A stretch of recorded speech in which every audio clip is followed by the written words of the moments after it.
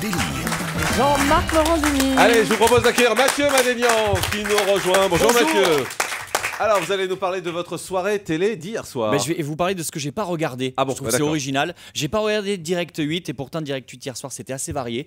18h40 l'émission Média présentée par Jean-Marc Morandini. 20h40 Présumé innocent présenté par Jean-Marc Morandini. 22h30 un deuxième sujet de Présumé innocent présenté par Jean-Marc Morandini. Et minuit 40 la rediff de l'émission Média présentée par Jean-Marc Morandini. C'est vrai, je suis désolé. Jean-Marc, t'as pas de maison ou quoi, sans déconner?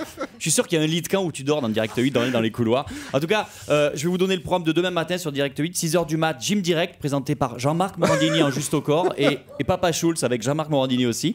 Hier soir, j'ai pas regardé TF1, puis il y avait un téléfilm qui s'appelait Le Pigeon. Ben, c'est bien, maintenant TF1 prévient ses téléspectateurs, c'est sympa. Après, à 22h35, sur TF1, il y avait New York Section Criminelle. 23h20, un deuxième épisode de New York Section Criminelle. Et à minuit 10, New York Police Judiciaire. Sans déconner, avec tout ça, il y a encore des délinquants à New York.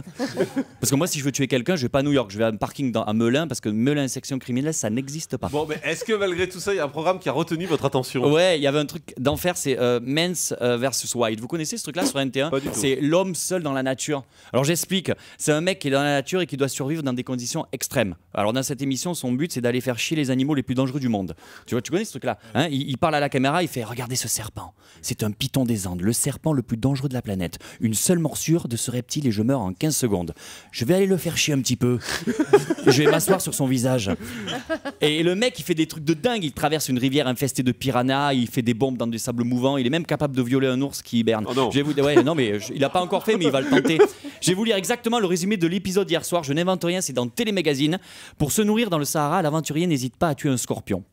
Ayant réussi à tuer l'animal, il le porte à sa bouche et le mange. Rencontrant des berbères, notre aventurier les invite à goûter des testicules de bouc. Ah, ça a l'air bien. Ouais. Donc ça, c'est censé te donner envie de regarder le programme. Déjà, moi, le bouc, je savais pas que ça se bouffait, mais alors ces testicules. Et puis, faut m'expliquer comment on mange des testicules de bouc. C'est comme une pomme, c'est une golden, tu croques dedans, j'en sais rien.